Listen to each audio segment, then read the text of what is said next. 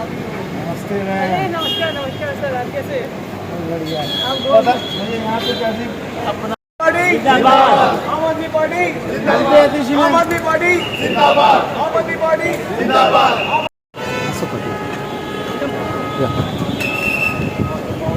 आज आम आदमी पार्टी का साउथ गोवा में नए ऑफिस का उद्घाटन हो रहा है।